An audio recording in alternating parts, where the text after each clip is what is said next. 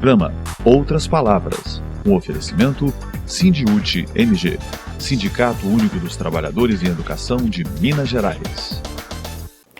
No Atualidade, vamos conhecer o projeto Papo Reto, uma iniciativa que visa dar voz aos nossos jovens. Atualidade.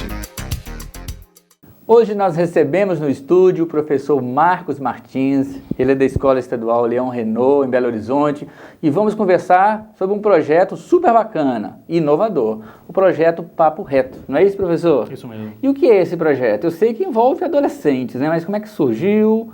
Qual o conteúdo dele? É um projeto, na verdade, que a gente está em andamento com ele. Ele surgiu no ano passado, a partir do interesse dos próprios alunos. Eu dava aula para os meninos do Ensino Fundamental 2, nono ano, antes de chegar no ensino médio, e eles estavam um pouco ansiosos, com certos anseios por algumas dúvidas, alguns diálogos. E uma coisa que a gente tem percebido, nós professores, né, principalmente na rede pública, que os alunos, às vezes, eles não têm muito espaço, até mesmo para dialogar, falar sobre eles, sobre as questões deles. Né? Então, a partir desse momento, a gente sentiu essa necessidade nos próprios alunos, para que eles pudessem, né, falar um pouco sobre eles. Então, o projeto é um momento de diálogo, um momento em que a gente faz um debate. E esse projeto surgiu a partir de uma iniciativa de um grupo de professores? Quantas pessoas estavam envolvidas? Sim, somos 3 professores. Né? Éramos 2 professores da escola, né, professor Leão Renault, e contamos com o apoio da professora Luana, que é professora de Psicologia da Educação, psicóloga, que também, nós 3 juntos, né, fomos os responsáveis, inclusive, pela formação e pela criação desse projeto. E esse projeto já fez aniversário agora de um ano? Fez um ano agora, e a gente continua esse ano, né, inclusive com os alunos desse ano. De que faixa etária esses alunos? Eles são do nono ano, estão na faixa etária de 14, 15 anos. E vocês conseguiram, antes da gente entrar mesmo no projeto, envolver quantos alunos dessa instituição de ensino? Para nossa alegria e surpresa, nós tivemos uma média, foram 12 encontros, e uma média de cada encontro de 50 a 60 alunos. Então foi significativo, né? Sim, sim. Agora, eu fico imaginando que o jovem nessa idade, o adolescente principalmente, às vezes não encontra muito espaço em casa, né? Com a própria família, para abordar vários assuntos, né? Relacionados, por exemplo, à sexualidade, né? Que eu acho que deve ser uma demanda nessa área.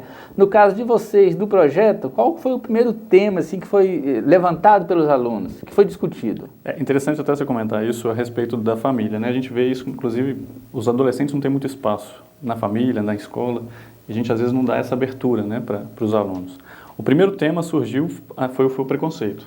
Né? Eu, professor de biologia, de ciências, a gente estava esperando sexo e sexualidade. Sim, né? que é o mais comum, que né? É o mais comum. Entendimento comum. Principalmente nessa fase, né? Nesse momento de vida deles.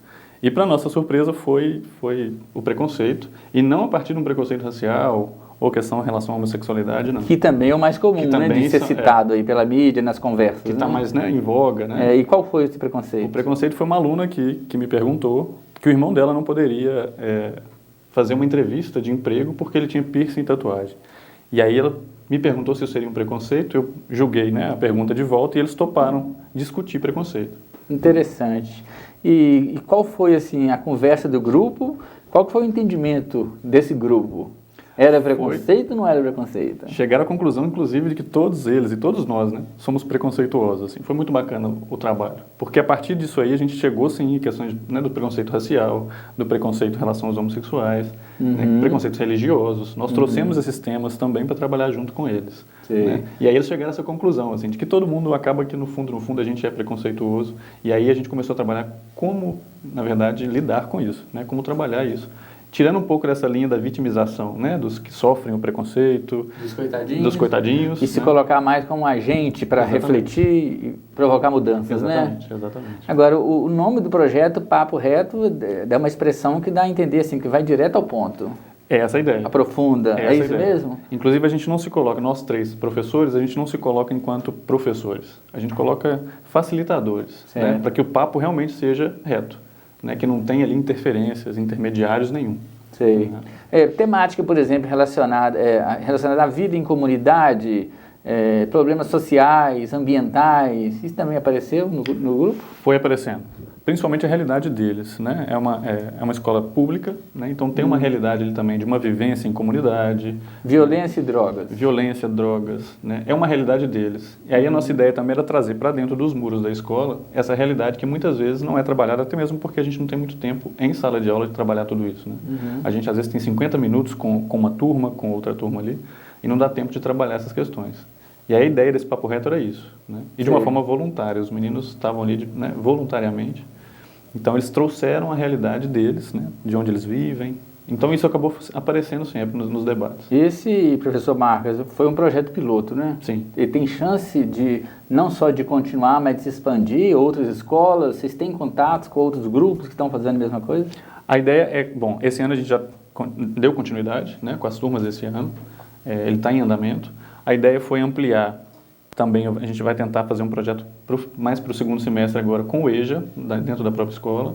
E a gente está tentando disseminar dentro de universidades, que ele vire um projeto de extensão, né, para que a gente possa, inclusive, levar para outras escolas. No caso, o EJA é outra faixa etária, né? É outra faixa etária.